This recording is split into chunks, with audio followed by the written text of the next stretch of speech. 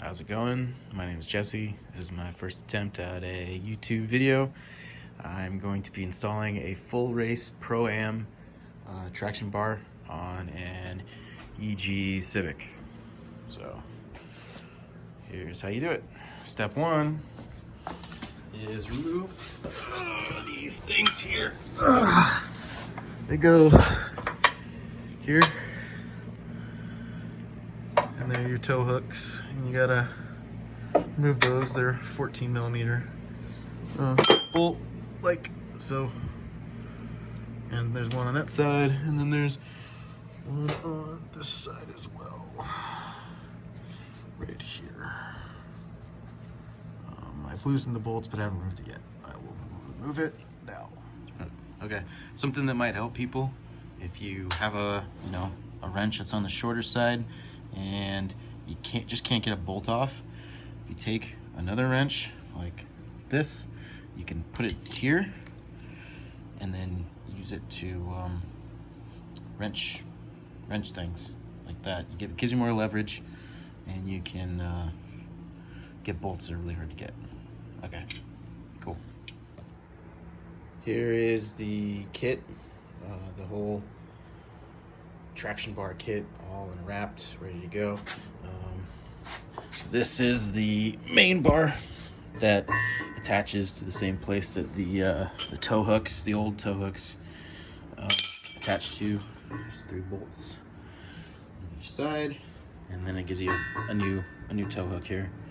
And then this is the ProAm traction bar, so it's got the traditional 2 bars that attach here to go to the control arms, but then it also has this extra one that attaches here, and it attaches to the, I believe it's the mount for the lower vibration mount for where air conditioning would go if your car had air conditioning.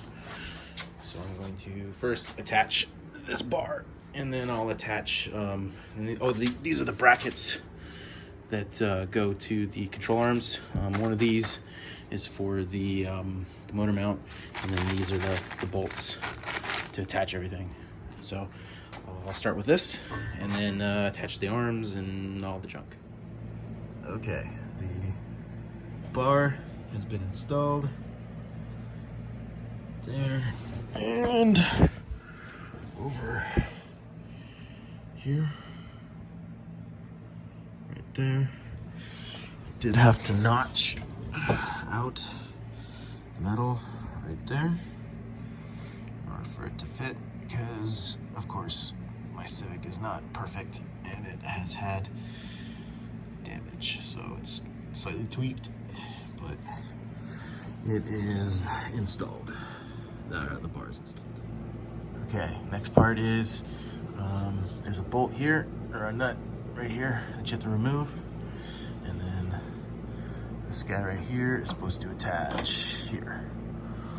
It's supposed to be in line with the arm, so I think I have to jack up on it in order to get this to move, so that this can get it like it's supposed to be.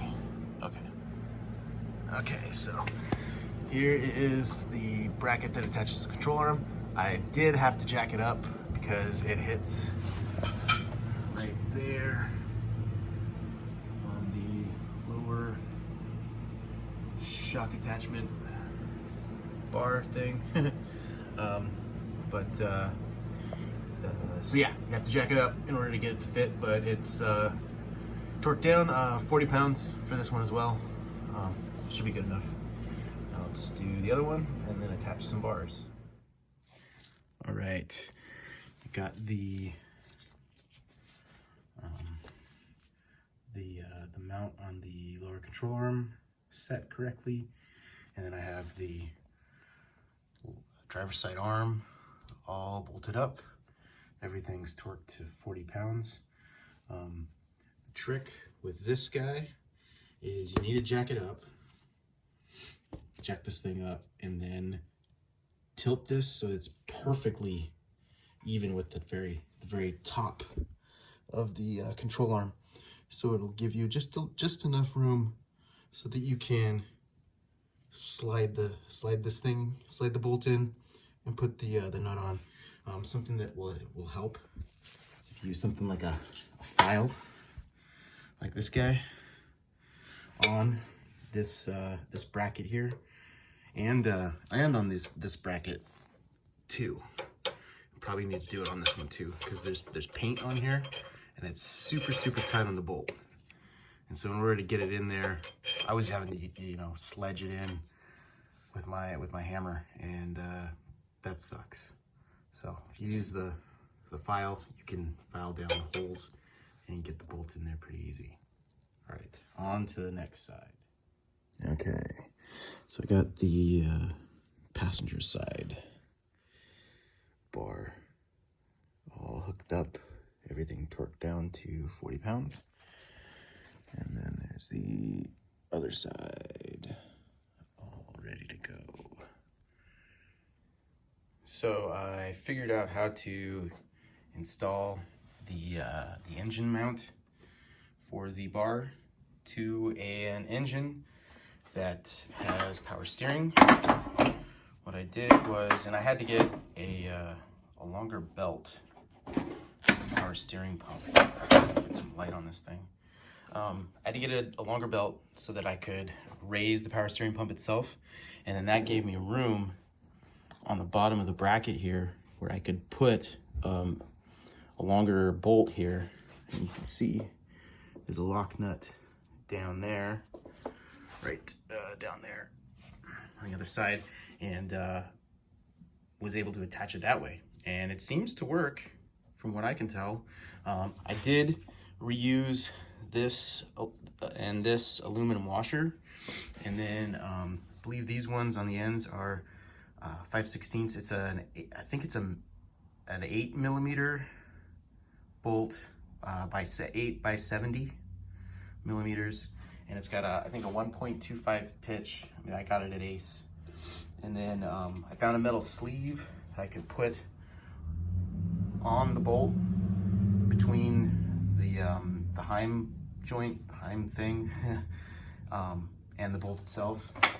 And then I took a bunch of these washers, cut off all the nubs. It's a certain kind of washer, I can't remember what it was, but I cut those off, and then they fit in perfectly between the bolt and the inner diameter of the washer. And it seems to be pretty sturdy. I mean, I got it tightened. I got it pretty tight in there, and obviously the bottom's using the correct one. But this is that's it. The bar is installed. This is what it looks like on the side. So I've got it down there, right there. It's installed there, and on the other side here, you can see it under there. Another shot underneath. So that is how to install a ProAm full-race traction bar for an EG Civic with this happens to be a B20 engine. And yeah, you can install it on an engine with power steering. You just use the bottom of the existing bracket. I thought about just using this bolt here and just using a longer one, but I felt like it'd be better if it wasn't actually attached to the bottom power steering mount. So yeah, that's it. My name is Jesse, and I'll try and do more of these videos, so like and subscribe. Thanks, bye.